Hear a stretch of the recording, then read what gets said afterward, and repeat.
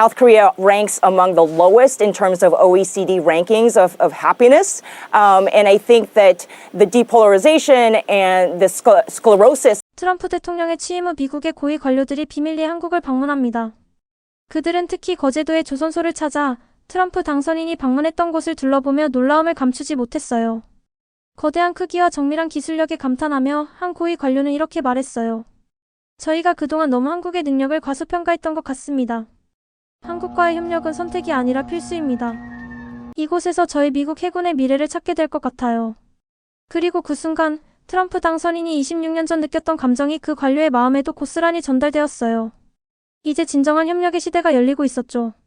도널드 트럼프 미국 대통령 당선인이 당선 후 윤석열 대통령과의 첫 전화 통화에서 갑자기 한국조선업과 협력해야 한다고 언급했을 때 온라인 커뮤니티에서는 많은 사람들이 갑자기 한국조선업 얘기가 왜 나왔지? 트럼프 당선인이 한국조선업을 제대로 알고나 하는 얘기인가? 하며 의아해했어요. 사실 저도 그랬거든요. 갑자기 조선업 얘기가 나와서 신기했죠.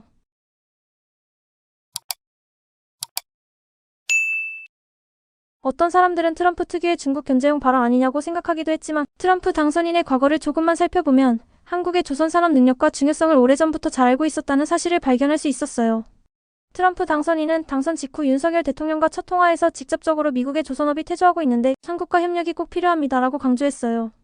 그는 특히 한국의 군함과 선박 건조 능력을 높이 평가하며 선박 수출은 물론이고 보수 수리 정비 분야에서도 한국과 긴밀한 협력을 희망한다고 구체적으로 밝혔죠. 윤석열 대통령도 기자회견에서 이 사실을 직접 언급하며 미국 측에 진지한 협력 의사를 전달했어요.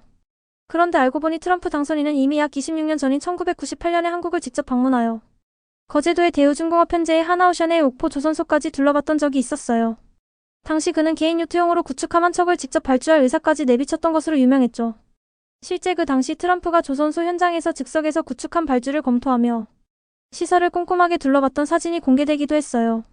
트럼프가 한국 조선업의 기술력과 규모를 오래전부터 실제로 체험하고 높이 평가했음을 잘 보여주는 대목이었죠. 사실 트럼프 당선인의 이번 발언 뒤에는 미국 조선업이 처한 심각한 현실이 배경으로 깔려 있었어요. 미국과 중국의 패권 경쟁이 격렬해지면서 대양해군력의 중요성이 강조되고 있지만 미국은 이미 자국 내 조선 기술과 생산 능력이 심각하게 부족한 상황이었어요. 실제로 최근 미국 해군은 중국과의 경쟁에서 구축함이나 항공모함 같은 군함 생산 능력에서 크게 뒤처지기 시작했고 이를 극복하려면 외국과 협력할 수밖에 없는 현실에 직면했던 거죠. 미국 국방부의 분석에서도 현재 중국의 해군력이 미국을 빠르게 따라잡고 있으며 미국이 중국과의 군사적 패권 경쟁에서 우위를 유지하려면 반드시 한국과 협력해야 한다고 결론을 내렸어요.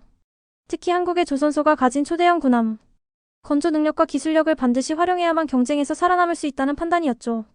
이런 배경에서 트럼프 당선인의 이번 발언은 단순히 중국을 견제하는 목적만은 아니었어요. 실제로 그는 한국의 기술력과 조선업 능력을 명확하게 인지한 상태였던 거죠. 심지어 트럼프의 측근인 로버트 오브라이언 전 국가안보보좌관조차 한국과의 방산 및 조선 협력의 중요성을 강조했던 적이 있었으니까요. 결국 미국 정부는 트럼프 당선인의 지시에 따라 본격적으로 한국과의 협력 방안을 추진하기 시작했어요. 미국 국방부 고위 관계자들이 직접 한국을 방문하여 현대중공업, 삼성중공업, 하나오션 같은 한국의 대표적인 조선 기업들과의 긴밀한 협력을 요청했어요. 미국은 이제 한국을 단순한 생산 국가로 여기는 게 아니라 기술적 전략적 파트너로 받아들이기 시작한 거죠.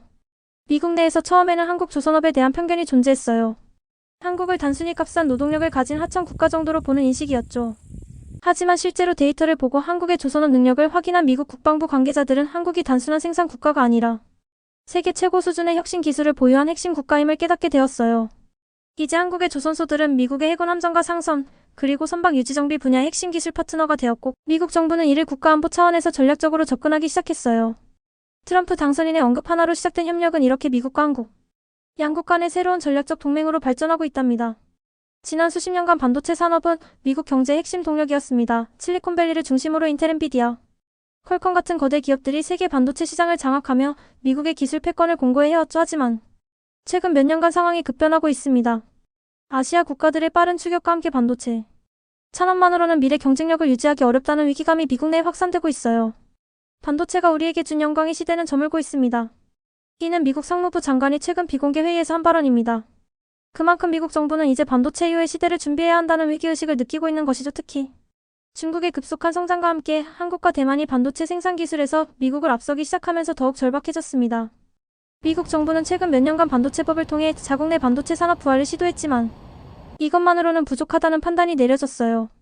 미국의 싱크탱크와 정부 기관들은 철저한 분석을 거쳐 다음 세대를 이끌 핵심 산업을 선정하기 시작했습니다. 중국을 견제하고 있는 트럼프 대통령의 기본 권력은 다른 곳에 있습니다. 태평양과 대서양을 사로잡을 조선을 임기 중 누구도 넘보지 못할 절대 강자로 만드는 것입니다.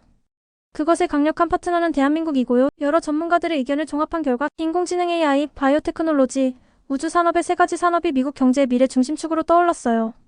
미국 정부는 이 분야들에 대해 향후 10년간 무려 2조 달러 이상의 막대한 투자를 계획하면서 전 세계 경제 주도권을 다시 잡겠다는 야심찬 목표를 세웠어요.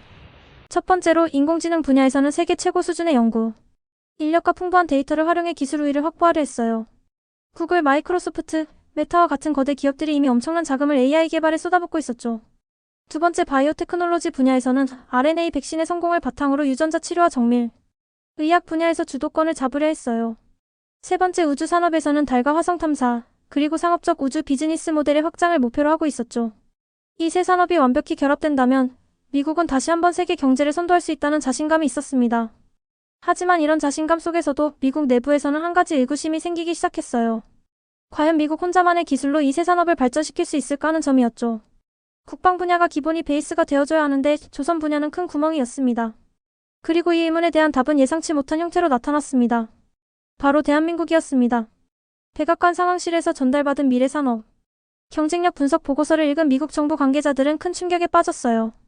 보고서에 따르면 미국이 전략적으로 집중하고 있던 AI, 바이오, 조선, 우주 산업 모두에서 이미 한국이 핵심적인 위치를 차지하고 있었기 때문이죠. AI 반도체 분야에서 한국 기업들은 이미 세계 최고 수준의 기술력으로 AI, 연산형 고성능 메모리 반도체 시장을 사실상 독점하고 있었어요. 바이오 산업에서는 삼성바이오로직스와 셀트리온 같은 한국 기업들이 미국 제약사들이 개발한 신약을 세계 최고 수준의 품질과 속도로 대량 생산할 수 있는 바이오시밀러 기술을 확보하고 있었어요. 특히 미국 제약사들은 한국의 생산 시설 없이는 자신들의 혁신적인 신약을 시장에 내놓을 수 없는 상황에 처해 있었죠. 우주 산업에서도 상황은 비슷했어요. 미국의 우주 탐사와 군사위성에 사용되는 초경량 배터리, 고정밀 부품, 통신 장비 등의 핵심 기술들이 한국 기업에서 공급되고 있었어요. 나사와 미국 국방부조차 한국 기업의 기술 없이는 미국의 우주 프로젝트가 불가능하다는 것을 인정하게 되었죠. 미국 정부 관계자들은 처음에는 한국의 기술력을 과소평가했지만 데이터와 현실 앞에서 생각이 완전히 달라졌어요. 결국 미국은 한국과의 협력을 불가피하게 인정하고 바이오 산업뿐 아니라 AI와 우주 산업에서도 한국을 전략적인 기술 파트너로 받아들이기 시작했습니다. 이제 미국은 한국을 단순히 하청 생산 국가가 아닌 미래 산업의 선도자로 인정하며 진정한 협력의 길을 열어가기 시작했어요. 이번에 트럼프가 보낸 방문단은 크게 놀라워하며 한국과의 기술 협력이면 트럼프 임기 중 미국 국방 경제 모든 분야의 이후 먹거리 초석을 놓을 수 있을 거라 말하였답니다. 한국은 더 이상 미국의 감기에 들어눕지 않아도 되는 게 아닌가라는 생각을 하게 됩니다.